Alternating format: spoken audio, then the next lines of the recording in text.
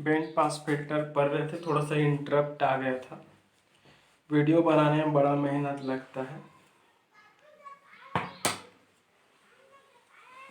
Classroom में पढ़ाना अलग होता है, ठीक है, ऑनलाइन की बात अलग होती है।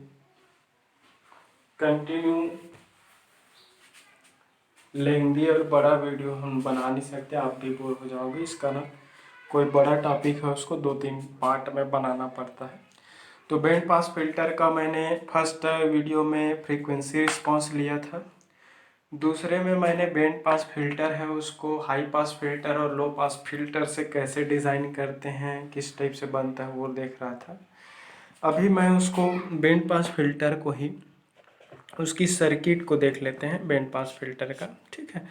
तो बैंड पास फिल्टर मैंने क्या बताया कि एक्चुअली बैंड पास फिल्टर एक सर्टेन फ्रीक्वेंसी बैंड को क्या करता है, वो पास करता है और उस फ्रीक्वेंसी बैंड के बिलो और उस फ्रीक्वेंसी बैंड के अबव सारे फ्रीक्वेंसी कंपोनेंट को वो ब्लॉक कर देता है, ठीक है। तो ये आपका बेसिक। उसके बाद फिर मैंने बताया कि कोई भी बैंड पास फिल्टर जो होता है बेसिकली हाई पास फिल्टर और लो पास फिल्टर के कैस्केडिंग कनेक्शन से बना होता है, ठीक है। तो यदि किसी हाई पास फिल्टर से generated high pass filtered output AC signal को हम किसी अनदर फ्रीक्वेंसी पे सेंटर्ड किसी लो पास फिल्टर से पास करें तो उससे जनरेटेड आउटपुट जो सिग्नल मिलता है वो band pass filtered output AC होता है।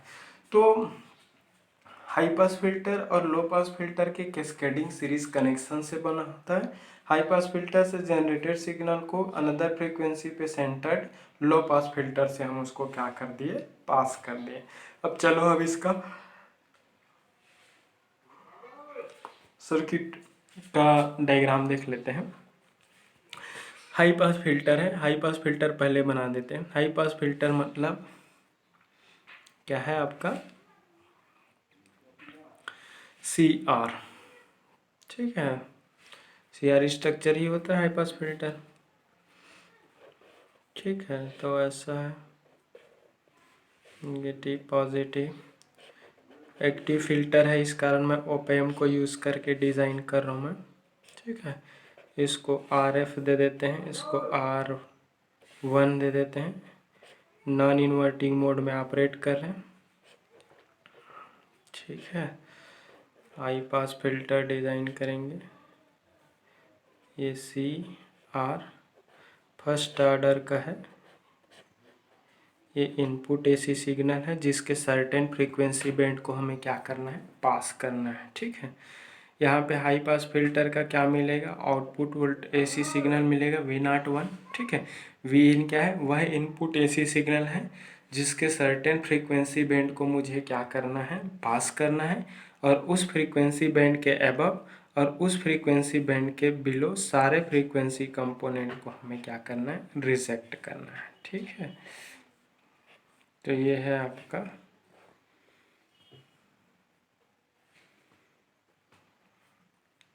लो पास फिल्टर। इधर ये R, ये C1 R1 और ये R2 C2, क्योंकि दोनों फिल्टर है, दोनों की कट ऑफ फ्रीक्वेंसी अलग अलग होगी, इस कारण दोनों की बेसिक फिल्टर एलिमेंट है उसको मैंने क्या किया, अलग अलग लिया। ये R1 है, ये RF है, ये क्या रहेगा, ग्राउंडेड है, ठीक है। ये क्या है आपका, लोड लगा देता हूँ यहाँ पर, ये RL हो गया और ये मिलेगा complete output. So this is circuit diagram of band pass filter. Basically क्या है, ये first order high pass filter है, ये फर्स्ट ऑर्डर आपका लो पास फिल्टर है। मैंने Vin यहाँ पर इनपुट एक्सटर्नल एसी सिग्नल लिया, वह इनपुट एक्सटर्नल एसी सिग्नल है जिसके सर्टेन फ्रीक्वेंसी बैंड को पास करना है और उस फ्रीक्वेंसी बैंड के बिलो और उस फ्रीक्वेंसी बैंड के अबव ऑल फ्रीक्वेंसी कंपोनेंट को कम्प्लीटली रिजेक्ट किया जाना है, ठीक है। C1 R1 इस high pass filter basic active first order high pass filter का यहाँ पर फ्रीक्वेंसी सेंसिटिव एलिमेंट है। तो C1 और R1 की वैल्यू को वेरी करके इस first order high pass filter की लोअर कट ऑफ फ्रीक्वेंसी को हम वेरी कर सकते हैं। ठीक है, तो first order high pass filter से जनरेटेड आउटपुट सिग्नल को हमने V01 दिया। इस V01 जो जनरेटेड आउटपुट AC सिग्नल है, इस जनरेटेड आउटपुट AC सिग्नल को अगेन हम first order high pass filter जो कि अनदर फ्रीक्वेंसी पे सेंटर्ड है, उस अनदर फ्रीक्वेंसी पे सेंटर्ड हमने उस लो पास फिल्टर से उसको पास किया। तो ये भी फर्स्ट ऑर्डर का लो पास फिल्टर है। तो हाई पास फिल्टर का आउटपुट लो पास फिल्टर में गया और लो पास फिल्टर से जनरेटेड सिग्नल है उसको मैंने आउटपुट के फॉर्म में V0 दिया। क्लियर हुआ? ये लोड रजिस्टर है। तो ये first order basic band pass filter का क्या हो गया, सर्किट डायग्राम। अगर मैं इस सेक्शन को बोलूं तो ये आपका क्या है, हाई पास फिल्टर है, HPF है, first order high pass filter. यहाँ से यहाँ तक को देखूं तो फर्स्ट ऑर्डर ये लो पास फिल्टर है। तो first order high pass filter की कट ऑफ फ्रीक्वेंसी को लोअर कट ऑफ फ्रीक्वेंसी बोलते हैं। और lower cut off frequency FL equal to क्या होता है, 1/2 पाई R1 इंटू C1 होगा। तो इस R1 और R1 C1 की वैल्यू को अगर वेरी करते हैं तो इस हाई पास फिल्टर की लोअर कट ऑफ फ्रीक्वेंसी है वह क्या होगा, वेरी होगा। ठीक है, तो लोअर कट ऑफ फ्रीक्वेंसी की वेरी होने से उस फिल्टर सर्किट का पास बैंड और स्टॉप बैंड का जो सेपरेशन है वो भी क्या होता है, वेरी होता है। ठीक है, इस लो पास फिल्टर की कट ऑफ फ्रीक्वेंसी को हायर कट ऑफ फ्रीक्वेंसी बोलते हैं और higher cut off frequency FH equal to होता है 1/2 पाई, ये हो जाएगा R2 इंटू C2, क्योंकि इसकी फ्रीक्वेंसी सेंसिटिव वैल्यू R2 और C2 है, इसी की वैल्यू पर क्या करता है, ये डिपेंड करता है। तो अगर हम यहाँ पर R2 और C2 की वैल्यू को वेरी करेंगे तो R2 और C2 की वैल्यू वेरी होने से लो पास फिल्टर की higher cut off frequency vary होगा। इसकी higher cut off frequency vary होने से बैंड पास फिल्टर की पास बैंड और स्टॉप बैंड जो फ्रीक्वेंसी रेंज है वो भी क्या होने लगता है, वेरी होने लगता है। ठीक है, तो हमने यहाँ पर सिंपली हाई पास फिल्टर से जनरेटेड आउटपुट सिग्नल को किसी अनदर फ्रीक्वेंसी पे सेंटर्ड लो पास फिल्टर पे हमने उसको क्या कर दिया, पास कर दिया। ध्यान रहे RF और R1 यहाँ पर इस ओपेम का गेन को डिसाइड करेगा। यहाँ पर ओपेम जो है वो क्या है, नॉन इन्वर्टिंग मोड में ऑपरेट कर रहा है।